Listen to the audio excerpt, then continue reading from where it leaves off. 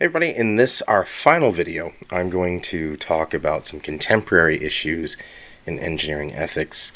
Thematically, this will incorporate some of the things that we've done earlier in the course, earlier in the semester, as well as some of the last bits of things that we've done on notions of responsibility and truth and things like that. So, that being said, let's get into it.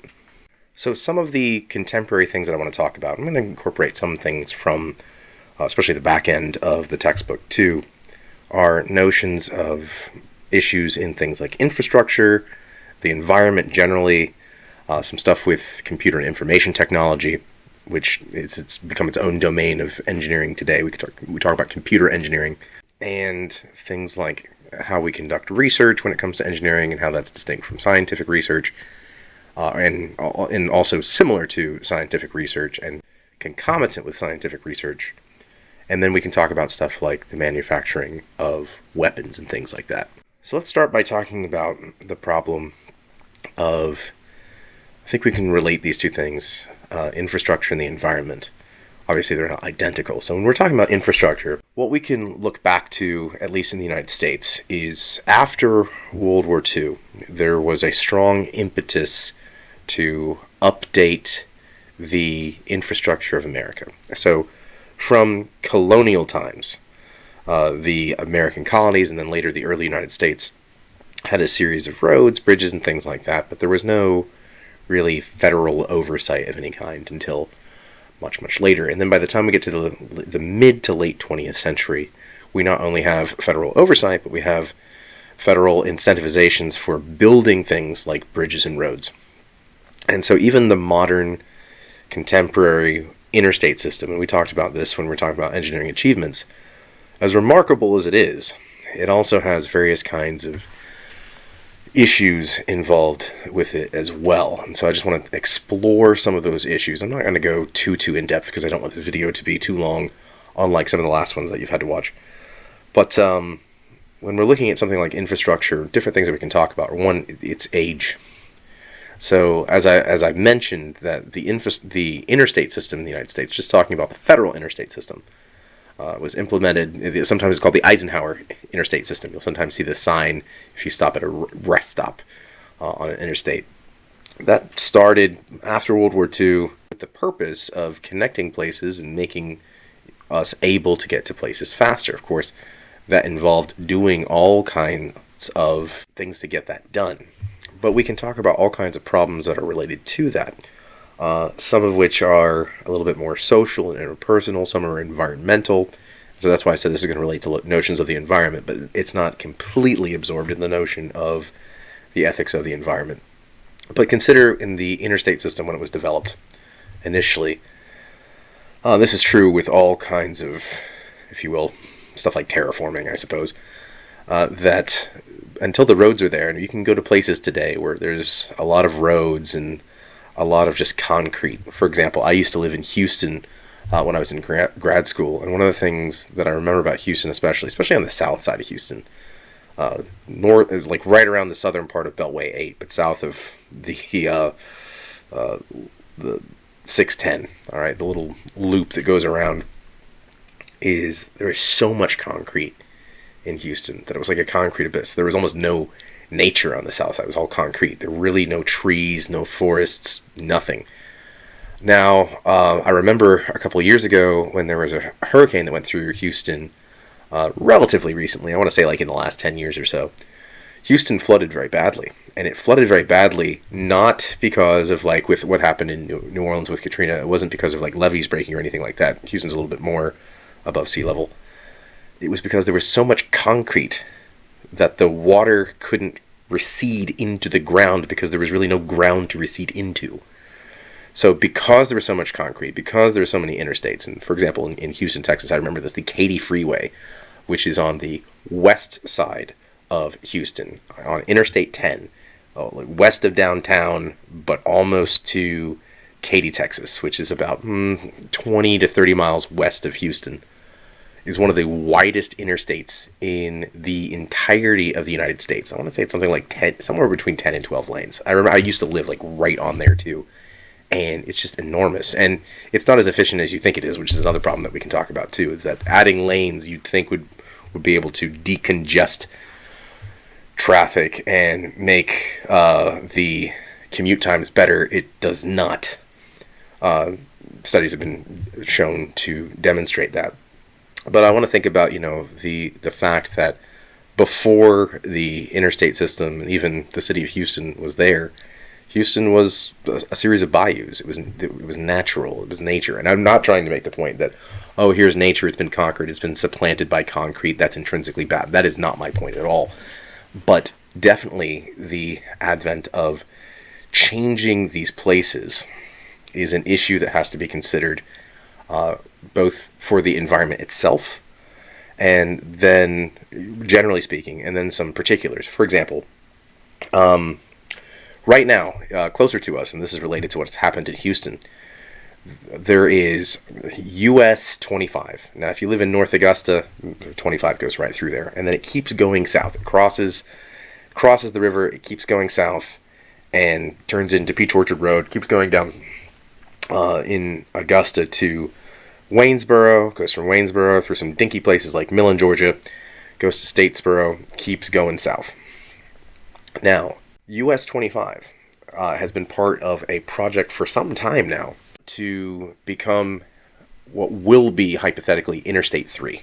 So it gets a little blue shield with a red stripe.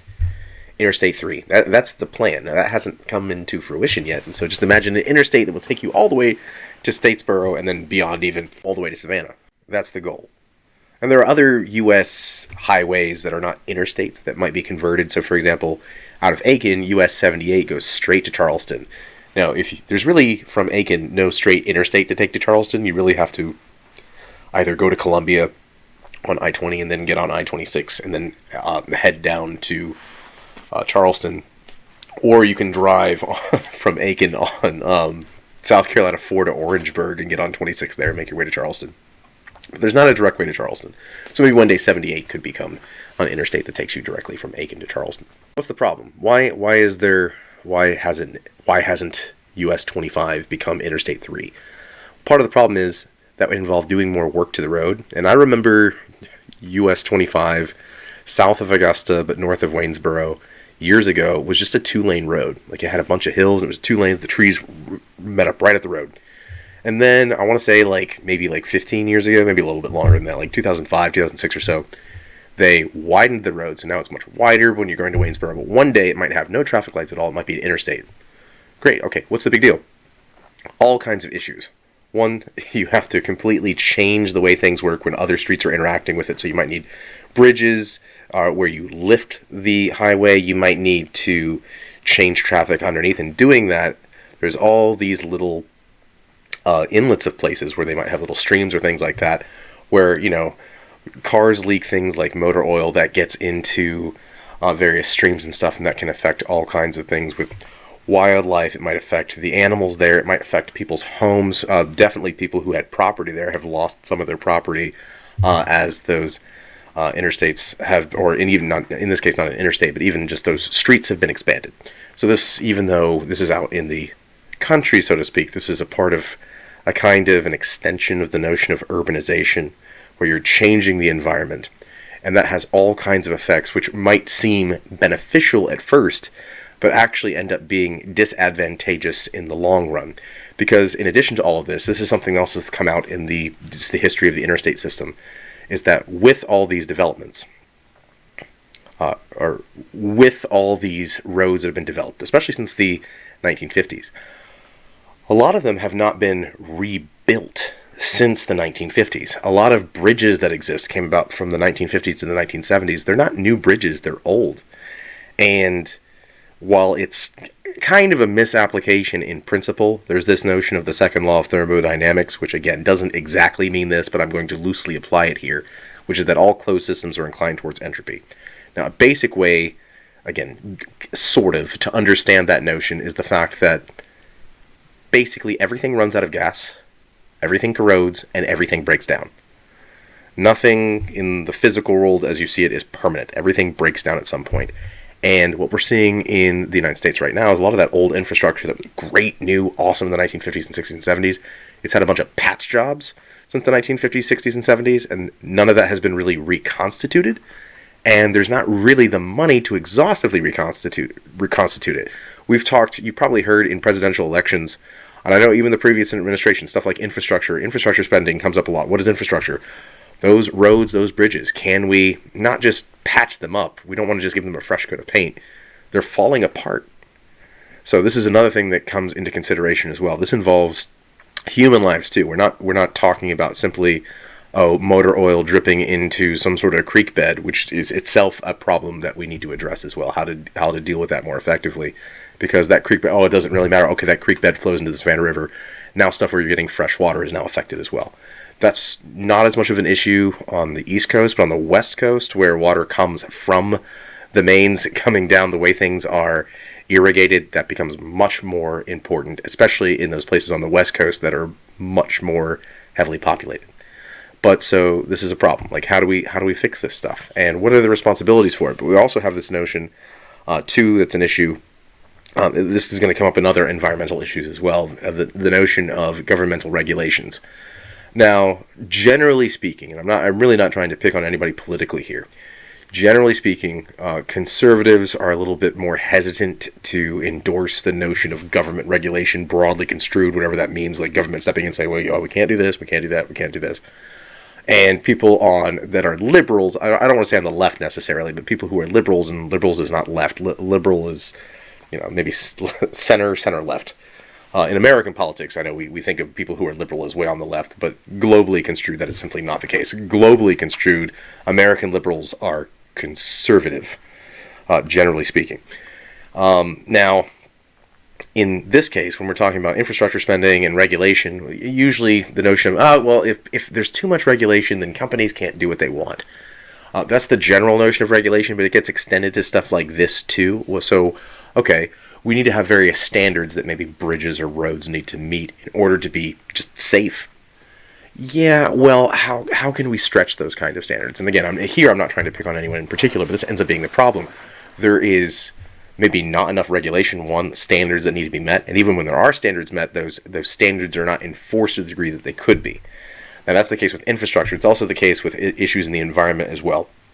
So often we'll see stuff like oil tankers having a spill, or there being an oil rig that has a spill. And often what happens, like with BP, the Deepwater Horizon oil spill, that rig had just been inspected. But the problem is with oil rig inspections is often there are not enough inspectors to actually inspect as many rigs as there are. So you might have just a handful of inspectors that are supposed to do like hundreds of oil rigs or something like that. And then what happens is, because they have so much work to do, you know this as well, when you have a bunch of work to do, you start making shortcuts on some things. What can I get away with not doing? And that's what ends up happening, and it ends up being a problem of responsibility or irresponsibility or malfeasance or other kinds of issues as well, where, yeah, we could have done a better job, but we didn't because we had so much to do. And some of you are working on that. Some of you already turned in your case study reports, and you're dealing with exactly this issue. And so this is the issue with the environment. And I've mentioned stuff like this too with the notion of the environment at large. Sometimes there's a reification of the environment, where people talk about the environment as though it's some sort of living entity. Granted, there is a philosophical view of the notion of the Gaia Hypothesis that, the Earth is itself kind of an ecosystem that's alive. I don't necessarily want to get into that in engineering ethics. And neither does this entail that one needs to be completely think that nature is somehow better than humanity or something like that. That's sometimes an attitude that I hear people say. Sometimes we'll hear the opposite attitude, that humanity is somehow better than nature. One thing that I think it's important to articulate for me as a philosopher is we make this distinction sometimes between humanity and nature. Or humanity conquers nature. That's what, urbanization, that's what progress is. What is nature? Nature is what is, according to the natural world, natural processes. I think it's important to recognize that human beings are themselves a part of nature. Themselves. Human beings are natural. I know we sometimes make a distinction between, is something natural or is it man-made? And I would now, if someone says like, oh, this is a man-made like artwork as opposed to something that occurred in nature, I get what you mean by that. But human beings and their accomplishments are themselves actually part of nature. Human beings are natural in that sense. They're part of nature. So even, sure, when you see a bridge, you can say, oh, that bridge was made by human beings. It's not naturally occurring phenomenon. Like stalagmites did not rise up from the ground and make this bridge. Although sometimes there are natural bridges occurring in nature, like say something like the Bering Strait. Or something like that. So, but nevertheless, human beings are a part of nature, not opposed to it. We sometimes talk in this oppositional way, like we have to defeat nature, the weather's against us, or something like that. No, we're all part of one system like that. And I'm not saying that in some sort of pantheistic sense, like we're all part of the universe and we're all made out of the same special stardust. We are. But that, as though that gives some kind of meaning. I just want to say that sometimes when we're talking about the environment, people will make it oppositional, as though there's the environment over here and that's against us and human interests. Really, they're one and the same. Human interests are environmental interests. We are part of the environment. We are part of nature. And we cannot exist without nature and the environment as it is. We don't. Our evolutionary existence is predicated on environmental and natural circumstances. So, when we're looking at environmental considerations for things, this affects things today, like, I think the most drastic example, not just oil spills, but is talking about the notion of climate change. And this is something that some people put up for debate as well. Because it used to be called global warming. Oh, people said that, the Earth was going to get hotter this much time ago, and there's not really a consensus on the science. But there is. Okay, scientists will tell you, like, if carbon emissions continue at the rate that they are now, because of the way greenhouse gases work, and this is not like a fun science hypothetical. You can just look at planet Venus. Planet Venus has greenhouse gases entirely in its atmosphere, and listen, nothing good is happening there. Nothing's growing. There's also immense pressure there. There's other things that are different. I'm not saying that Earth will one day just be like planet Venus, but we're kind of making it our own. Keep in mind already, Earth has intrinsically two greenhouse gases. So we know that if you go up into space is relatively cool. It's actually not too hot, not too cold. It's probably colder than you'd prefer, but it's not hot and it's not cold. Okay, deep space is cold for sure. But what the Earth's atmosphere does is it keeps that warmth in. I know it might not feel like it in the middle of winter, but it does. That's what the atmosphere of Earth does. It keeps stuff in. The problem is it also keeps the bad stuff in. So because of the industrialization of the past several hundred years, we have a lot of greenhouse gases accumulated. What the Earth's atmosphere is doing is keeping that stuff in, and that's making things more toastier here. Now, warmth itself is not bad, and heat's not bad. Especially those of you who are especially those of you who don't like cold weather. You might think, well, a couple of degrees warmer sounds pretty good for me. Sure, I have no doubt of that. But a couple degrees warmer means things like ice caps melt and they don't refreeze. And if that happens, shorelines go up, coastlines go down, water recedes. That would result in all kinds of... It's not just the fact that the coastlines are going to go up. That will be a thing that we'll probably see in our lifetime start to happen in the next couple of decades if we don't change things now. And really, some scientists are of the mind, and I'm not trying to be an alarmist when I say this, but sometimes scientists are of the mind that it's already kind of sealed. Like, some of this stuff's the Earth's going to get hotter, and it looks like it's only going to get hotter by a couple degrees. But those couple degrees mean that coastlines are going to rise, ice is going to melt, and it's not so much that's the problem. Oh no, Florida has lost a little bit of square footage. It's not that that's the issue, all right? And actually, the amount of land loss is not that very significant.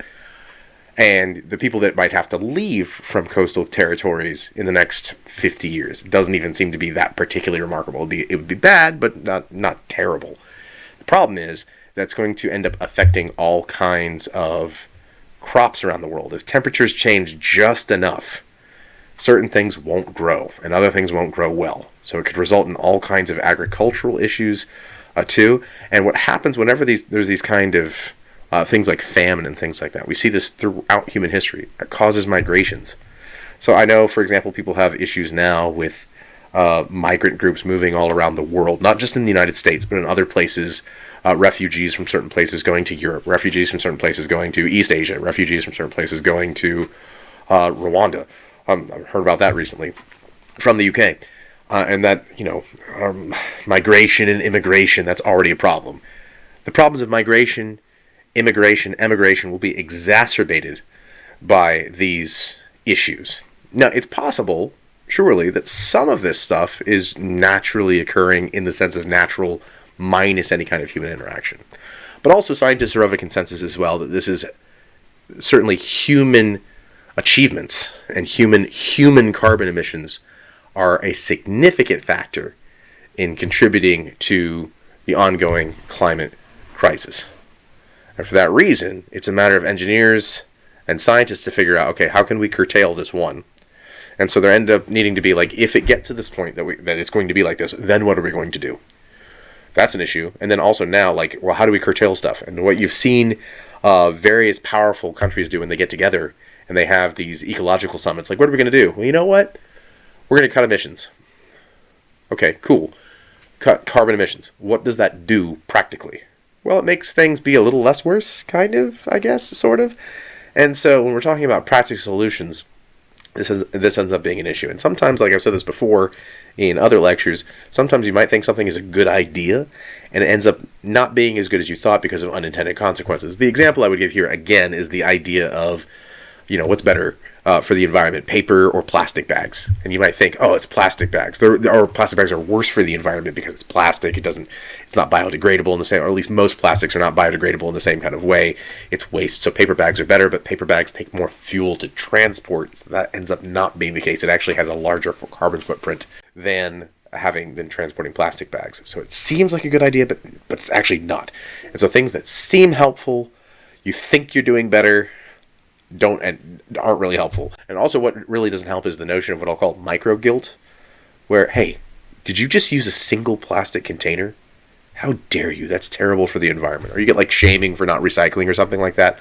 Listen, I'm not saying it doesn't contribute, but you recycling, and I think that you should personally, but you recycling is doing very precious little because you as an individual consumer, and even your household, does not produce that much waste that's detrimental to the environment.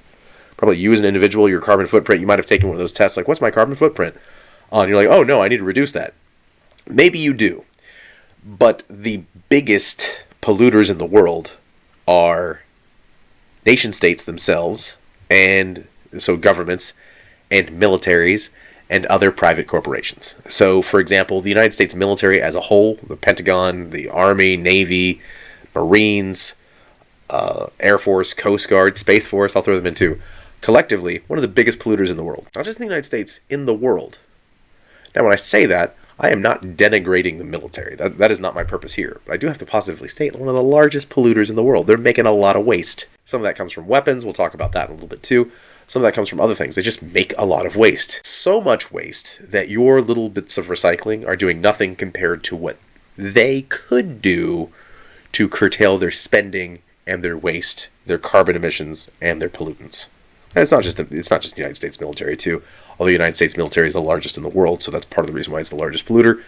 But the militaries of other countries, and also just even the industries of other countries, just polluting because it's beneficial to us now. And human beings are really bad at going, yeah, I know this is going to hurt me later, but I'm going to go ahead and do this now anyway.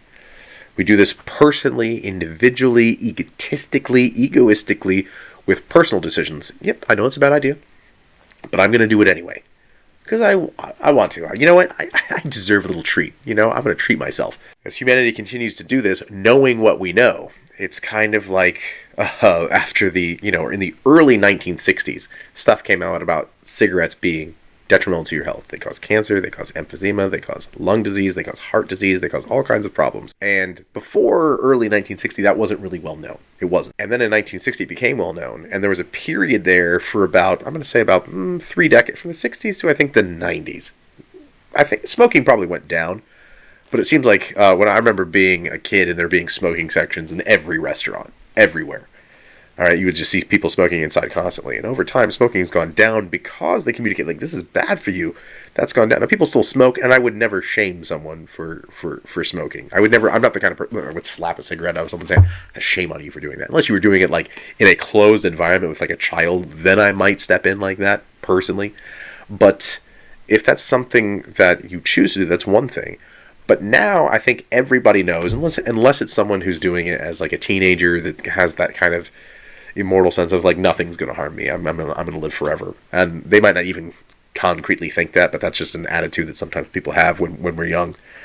But we have the data now. Like if you continue to smoke cigarettes, it might not because it's inductive, but it could likely cause cancer or emphysema or lung disease or heart disease or something else. It could happen. You want to prevent that from happening? It doesn't mean it won't happen, but you can curtail that by stopping it. If that's the case, that it's so detrimental and so harmful, why are there cigarettes still around even at all? The answer is because the southern colonies that have become the southern states began really as tobacco farms. Like this, the reason why, like if you go into certain states in the country, like a pack of cigarettes in Virginia is like maybe $4 or $5, unless you're doing one of the American Spirits or Newports or something a little bit more fancy. But in other parts of the country, like you go to New York City, a pack of cigarettes will cost you probably $10 more, like $15 for a pack of cigarettes. Chicago, $15 for a pack of cigarettes. Certain places in California, $10 for a pack of cigarettes. Why is it so much more expensive? Because they're trying to de-incentivize it by overtaxing it on purpose. But in places like Virginia and also South Carolina, cigarettes are pretty cheap. Why? Because tobacco is one of the crops that's grown. So what's preventing just getting rid of people getting cancer and lung disease? And so, well, sometimes it's a matter of like, well, it's personal choice. Personal choice to annihilate oneself. And it's not as though someone getting lung cancer just affects themselves. I know sometimes, well, that's someone's choice to do that. Yeah, but if you're a parent and now you're leaving your children because you're dying of lung cancer, is that responsible? Is that the right thing to do? Maybe it's a matter of liberty, maybe it's a matter of free choice, but is that the right thing to do? Analogously, that's often what's going on with matters of environmental concern. And this goes back to infrastructure too. Like, how do we deal with this stuff? Do we go ahead and bite the bullet and say, yeah, it's going to be difficult, it's not going to be fun, but we should stop doing these things? Like, one of the things that's detrimental to the environment here that I personally really like inside, air conditioning. Listen, I'm from up north, so when it gets above 70 degrees, I'm upset. I just am. It's warm, it's toasty. I feel that sun on my neck. I hate it. So when I'm inside, air conditioner. Whenever I get to a hotel for the first time, the first thing I do is I turn the air conditioning thing all the way down and I just let it go. I usually go out maybe to the hotel lobby, go do something, and then come back, and then I'm in the room and it's comfortable. But all that air conditioning uses a lot of energy. Like I know this where I live too, because I pay for it, and it's not just a matter of paying for it monetarily, it's also paying for it in terms of cost to the environment.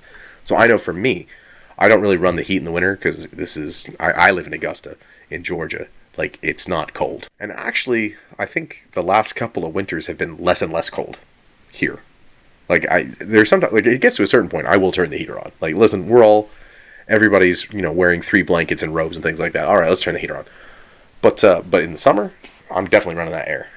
And my electric bill is probably 2 to 3 times as much in the summer as it is in the wintertime. Like, it's exorbitant. And I expect it. But that means that electricity is running all the time. And the electricity is not free in the sense that, one, not just monetarily, but it also takes resources to make that happen. Electricity doesn't grow on trees, so to speak. And even if it did, we'd be cutting them down. So these environmental concerns have all kinds of issues for how do we determine what we're going to do. And so let me summarize here when talking about infrastructure and the environment. What we're trying to figure out is, what do we do going into it? And so this is what we need to do when we're coming with ethics. Often, when we're thinking of ethical considerations, and some of you are doing this in your case study reports too, when we're thinking of ethical considerations, a lot of it ends up being reactionary.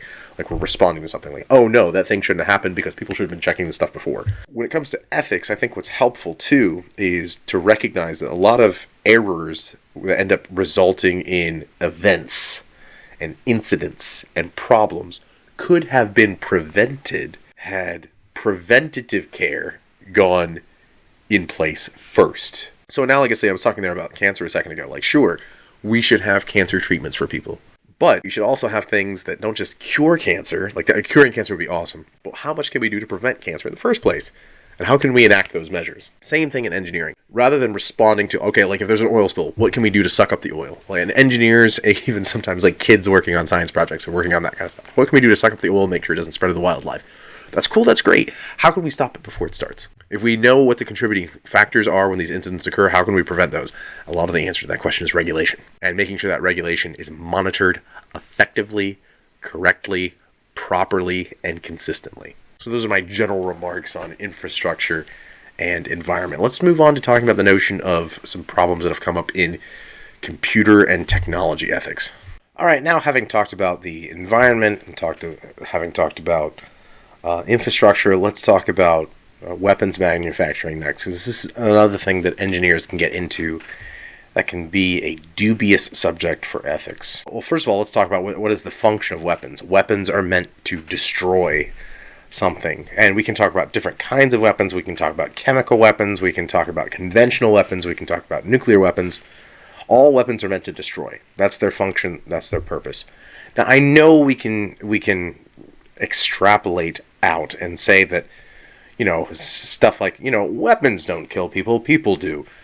Sure, that is true on the surface. Like, you can say something like guns don't kill people, people do, that are wielding guns. That's absolutely sure. That's absolutely certain. A knife on a table doesn't just kill somebody. It has to have a wielder in order to be able to do that. But there are some items that exist where their function is to destroy. So with a knife, for example, its function can be, it's meant to slice apples, but you can also use it to stab someone in the throat. With a gun, you can use it for hunting, but you can also use it to murder somebody. But then there's some items that exist, and some things that exist, certain kinds of weapons, that are only for slaughter. That's what they're for. Like, a nuclear warhead is not for fun. It's not to make your party better. It's not to slice apples. It is not anything. It is meant to destroy stuff. Namely, human stuff. Whether it be human beings themselves or things that human beings have built. That's what it's for. So we're talking about the manufacture of weapons. Who builds these things? Engineers. And there is a history of the issues of that. Like, so for example, Oppenheimer, when he saw the nuclear test for the first time, and he's somebody who had been in Germany, and a lot of the people working on the Manhattan Project who were wanting the nuclear weapons to get used against the Germans, that they had seen their oppressive regimes and kind of were like, we wanted this to be used against the Germans. When it was used against the Japanese instead, there was kind of a, that's not exactly what we wanted. And even Oppenheimer supposedly quoted the Bhagavad Gita saying, "I am become death, the destroyer of worlds," which is a line of Krishna in the Bhagavad Gita, thinking, this is a big deal. So when we think about the construction of weapons, what's the ethics of weapons constructions? Are weapons supposed to be deterrents to action? Like, listen, like, stuff like you don't do that or we'll shoot you. That's one thing, versus we're going to annihilate your village no matter what by giving everybody anthrax or ricin or other kinds of poison. These kinds of technological innovations completely reshape the way that we think about ethics. And this is something that's been going on since really World War I. Sure, in the 19th century, new technologies came about that made killing faster. So for millennia, people had weapons, things that were sharp and, stabby. And then in the early modern period, you just started to get ballistic weapons, cannons, rifles, handguns, pistols, blunderbusses, and so forth that could, injure people more quickly. But then you go from injuring people more quickly to a more efficient, like with something like a Gatling gun or something more akin to a quote unquote automatic weapon, being able to just rip someone to shreds entirely, whether it be military or civilian. Is that appropriate? And sure, legal ramifications come up. Is this something that everybody should have legal access to? That's especially an American problem. But then, what are weapons for? And again, weapons are meant to destroy. They are meant to harm. That is their function. That is their purpose. They're not meant for fun. And even if they're for hunting, even if you want to say that, they're for the destruction of other forms of life. So even if you want to say, like, oh no, I don't use my rifle to do anything other than hunting, I consume my own meat, that's fine. Nevertheless, the rifle that you have is meant for the destruction of some being. Now, whether or not that's an ethical consideration, like should one ought to destroy one being, that depends on the ethical system or systems in view. But when we're talking about warfare particularly, what makes a weapon permissible or not, and what makes also not just their use permissible or not, but also their construction, their manipulation, their augmentation, all those kinds of things are ethical issues. One thing that we see today happen a lot is, and this is something that's happened in the last 20 years, is the advent of drones. And I'm not just talking about drones that are delivering your Amazon packages. I mean drones used in warfare. Because some psychologists and social psychologists have done work on this, that, people that, fly drones. So here's somebody, they've got basically a joystick and they can fly drones from 2,000 miles away that launch weapons, kill people, and they're not there on the ground. They're in an office in Washington, D.C. somewhere. Is that desensitizing to be able to go and say, and I saw some articles about this recently, some people who are drone pilots. The drone pilots are in the mainland United States flying drones that are hundreds, if not thousands of miles away, often killing people, and then being able to go home from their families, and they don't have the same kind of PTSD or shell shock that people who have been in combat have had. What are the ethical ramifications of this? And this is still a new problem that is still being come up with. Then also we have the half a century problem of, nuclear weapons. Are they right to use? Now, I know we can talk about various countries, whether or not it would be good or not good for them to have nuclear weapons. We can talk about, say, North Korea or Iran. No, they shouldn't have nuclear weapons. Can you imagine what would happen if they have nuclear weapons? Imagine if the Soviet Union had used its nuclear weapons. There's only one country in existence that has ever used nuclear weapons, and it's the United States. Hiroshima, Nagasaki, 1945. Twice. And yeah, there was like a campaign in English to like, hey, we're about to use these weapons, you should get out of the way, but that was not really done in a robust way. And so in World War II, when those weapons were employed, they weren't employed in such a way that everybody knew what was coming. And granted, those nuclear weapons in 1945 did not have the same kind of potency that the nuclear weapons that exist today, or even during the Cold War, have. But nevertheless, when we're talking about ethical ramifications, well, why were those nuclear weapons in World War II used? Well, if we didn't use those weapons, then the war would have gone for ages. We don't know that. Again, this is part of the problem of talking about ethics with various theories in view. We don't know that because we don't know what would have happened counterfactually. We don't live in that alternate universe where that happened, where World War II went on for 10 years or 20 years or whatever in the Pacific Theater. We don't know. You can say that, yeah, this saved a whole invasion of Okinawa in Japan from happening. But you don't know that. Like, maybe there's an alternate universe, an alternate timeline where that happened that way. But we don't know, especially considered that the Japanese Empire was attempting to surrender before those weapons were employed. And then if they were employed today, what would that look like? Their nuclear weapons are far more destructive today than they were in 1945 because technology has developed and engineers have continued to work on them. And it's not just that nuclear weapons are dubious to employ, they're also dubious to maintain. Because it's not like keeping eggs in the fridge. How does it work? How do you take care of them? They have to be taken care of. And so even a lot of nuclear warheads from the Cold War are still being maintained, whether they be the old Soviet ones or the old American ones, they're still being maintained today. Sometimes even some of the Soviet warheads that were positioned in what is today Kazakhstan are still in Kazakhstan being monitored by Russia, even though it's in Kazakhstan going, well, that's because of the old Soviet weapons where we just want to make sure they're okay. And then a lot of countries today still possess nuclear weapons or want to possess nuclear weapons as a sort of a de-incentivization or to dissuade someone from doing something that they ought not do. And I just want you to think about the ethical ramifications of that. One, their creation, what went into making them, what goes into maintaining them, and then what engineers and scientists will be faced with is what to do if they are ever employed on a greater magnitude than what we saw in Hiroshima and Nagasaki. Albert Einstein infamously said, if World War III is fought with nuclear weapons, World War IV will be fought with sticks and stones, because it would be humanity would just be so downgraded. That's what it would look like. Is that the case? Is that something we'd look forward to? How do we deal with that? How do we deal with the notions of how weapons are employed? And that's just nuclear weapons. Also, we can talk about conventional weapons, how fast something can fire. In the United States today,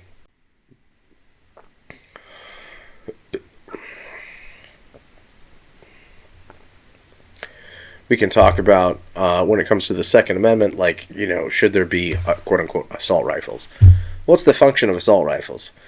Of course, it can be just a have, like as a hobby, for sure. But the function of that kind of a weapon, which doesn't have an official designation, you're never going to go to the store, hey, can I see your assault rifles, please? And that be like a shelf in the store. That's not going to happen.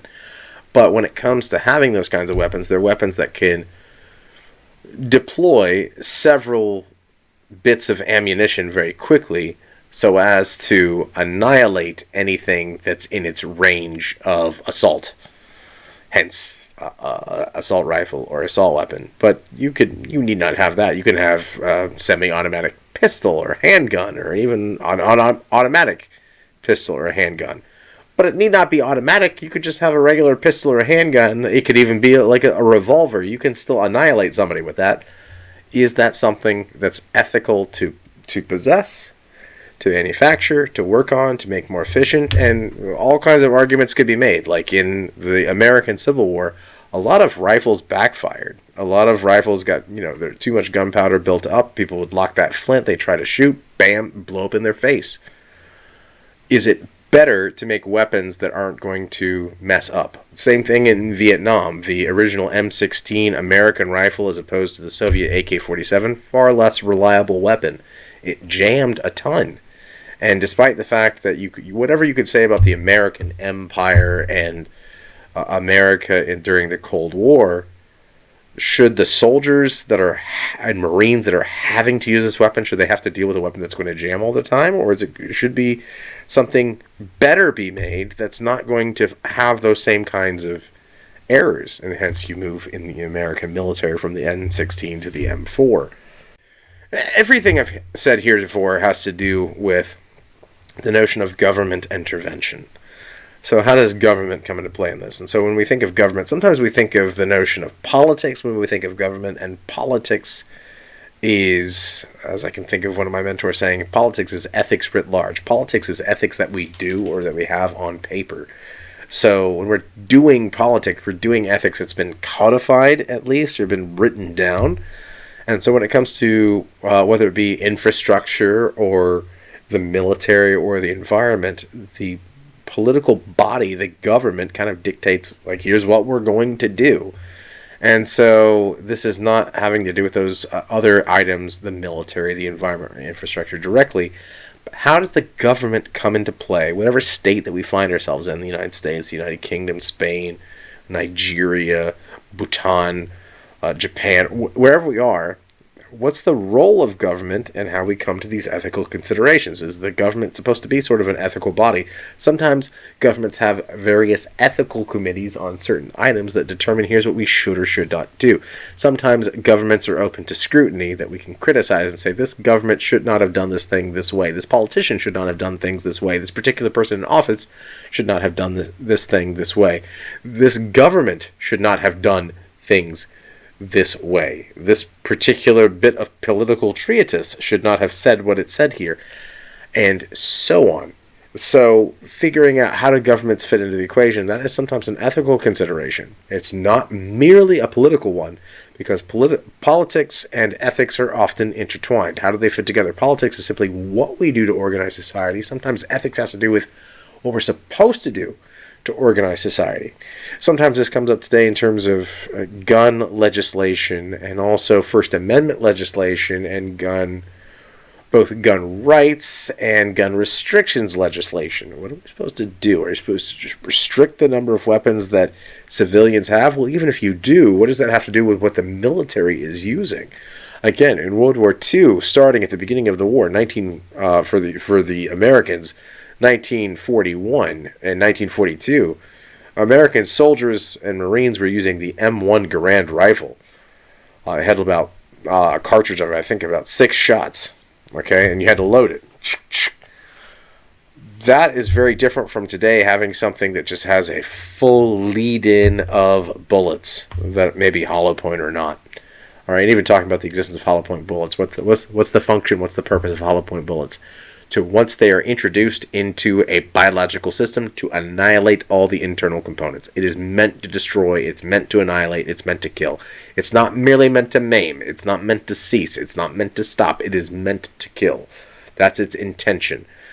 Whereas, various other kinds of rifles have different intentions. Oh, it's for hunting. It's for killing this bird.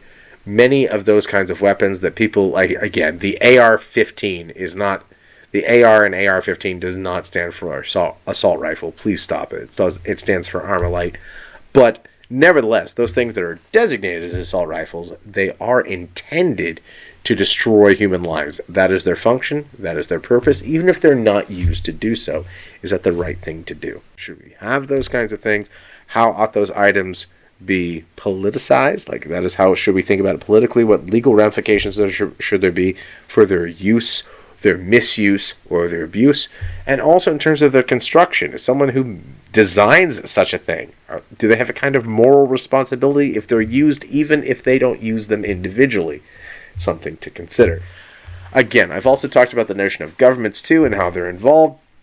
How ought a government be involved? How it not be involved? Is a government a culpable party in what various institutions within that various ought not do? Is the United States as a whole responsible, as a totality? That's something that comes up as well. What is the role of government in making regulations, making restrictions, making positive statements, what we're supposed to do? And finally, I want to mention the notion of research. This is both research for engineering and for science. How do we determine what's appropriate? So there have been all kinds of issues of, like, you can look at the Tuskegee experiments of, like, when you do scientific endeavors and experimentation and it's wrong. I mentioned the Tuskegee experience. I can even think of Jonas Salk testing the original polio vaccine out on just random kids. See, does it work? Will it work? And it did. But if it didn't, that would have been a problem. And it might have been a problem going in ethically anyway. So when someone is conducting research today to see how things are affected, how does it work? How do we figure out who's affected and what's not? And that's going to lead me into my next point as well. But so we're talking about research, like what you collect, how you collect it, how does that affect what you're doing right or wrong or not? Is the collection of data itself a kind of problem, or is collecting data good? Because when we get into computer ethics and instances of other kinds of technological ethics that exist now, as opposed to things that have been in development for centuries, like steel production or something like that, how do we go about mitigating those things? So, for example, Facebook, Google, every time you log on to one of those services and it's free, whether it be Google or Facebook, they are using your data to collect as much as they can about you. Now, you're getting something out of it as well, whether it be Facebook or Twitter or Instagram. You're being able to spread your image, but they are collecting data about you. This is not speculation. This is not some sort of conspiracy theory. That is what they're doing. Should they be able to do that? Should they be able, even if you didn't know that's what was going on, should they be able to do that? And the general consensus for the past 10 years or so has been, yeah, it's unfortunate, but yes, they should be able to collect as much as they can about you. That's why sometimes it feels like you might be thinking something, and then you'll see an ad for it on your feed. My shoes are old, I need a new pair of shoes. And then you'll look, and it's all the like Nike ads and Puma ads and stuff like that. How does it know? Because it knows you better than you know yourself. Now, is this something that's appropriate to do? Various kinds of algorithms from various brands and various services, Facebook, Twitter, Instagram, Amazon, whatever it is, they do this stuff. And sometimes they do this stuff without really consequence. They buy it from other companies like, hey, I work at Amazon. You got a bunch of Facebook data on this person. Give me your data. Okay. For the low price of $1,000. We'll take it. And then because they know they can load you up with ads and you're like, hey, I want that. I don't know if I really need it, but I want it. It seems cool. And then you go buy it. And you might not realize it, but that's what's going on. There's all different kinds of commercials that have different kinds of dramatizations. We see the broad breadth usually on Super Bowl Sunday. But consider, for example, like a car commercial, because you spend the majority of your time in a car driving around, probably waiting in line somewhere. Sometimes it stinks, sometimes it smells, sometimes you're dealing with 3-month-old McDonald's French fries in the passenger seat. But whenever you see a car commercial, everybody's way too into it. They're like, yes, steering wheel, sexy. and they're getting out of their car in a tuxedo, and they're like, yeah, I feel amazing in this moment. You're looking at this going, that looks cool, but if you stop and think about it, like, I would never use my car in this situation. Why are they on Mulholland Drive in Los Angeles and there's no traffic whatsoever? All right, sometimes you see that in commercials. There's no traffic, there's no other cars in the road to make you feel like you'll be independent if you have this car. You won't. You'll be in line at McDonald's at 3 o'clock in the morning, and you'll be waiting. That's what's going to happen, frankly. But nevertheless, you have this presentation of, here's the way that things are supposed to be, and we can't do otherwise. How do we deal with various kinds of computer issues today? What's wrong or what's not? Is it wrong that I stole your password? Okay, maybe or maybe not. On the other hand, is it wrong that I bought something on your account? So like some things that like hackers do, like what's the rightness, wrongness of that? But then also sometimes there are data breaches where sure, we hear instances of like, oh no, Capital One lost all their social security numbers, so now people are going to be able to use a bunch of social security numbers and they'll be able to reinsert their identity. Bad. But what's worse? Someone stealing your identity or stealing your money. So would you rather have your identity stolen? Like, it's okay, they said they were me and they shouldn't have done that, but it's actually me and it ends up getting taken care of. Or someone comes into your account, spends $2,000 of your dollars on like 3 PS5s, and they're like, haha, I live in Cincinnati, you're never going to see them, they stole your card number somehow, and now you have that charge on your account. And even if that charge can get dealt with your bank, and you're like, hey, this is a fraud thing, I didn't really do this, and they give you your money back, it's obviously still wrong. So there's different levels that we can talk about our interaction here in terms of like what we do as individuals, what we do corporately, what we do in little pockets, and how we deal with that. That's exactly what's going on here in this notion of computers. But we could also talk about not just computers, but modern technology, and then like how things function, how we should limit things. Like, for example, at least in terms of this recording, for the past week and a half, Elon Musk has been trying to buy Twitter, and it's not really been going over well because Elon Musk is someone who doesn't seem like he likes any complaints about himself. So if he takes over Twitter, like the idea is like he'll restrict speech and things like that. And can he do that? And the answer is yeah, because the First Amendment only applies to what Congress can't institute. Congress can respect, for example, no establishment of religion. Like, no, there's no official religion. And if the state of Virginia says, no, we're all Episcopalians, the federal government has to go, yeah, but no, though. But on Twitter, Elon Musk can say whatever he wants. On YouTube, Elon Musk can say whatever he wants. And because he bought the Washington Post, Jeff Bezos, apparently, owning the Washington Post, can say whatever he wants. Now, some of that is a bias. Like I said, Bezos owns the Washington Post. And you know, since he bought it, they will never say anything critical about billionaires. If Elon Musk buys Twitter, expect there to be a little bit less Elon Musk hate on Twitter. So I think I'm going to go ahead and stop there. Wrap things up. I'm very much looking forward to seeing any questions that you might have about the class. Looking forward to seeing your case study reports. Some of you have already turned them in. They've been great. Have a great rest of your day, everybody. Bye-bye.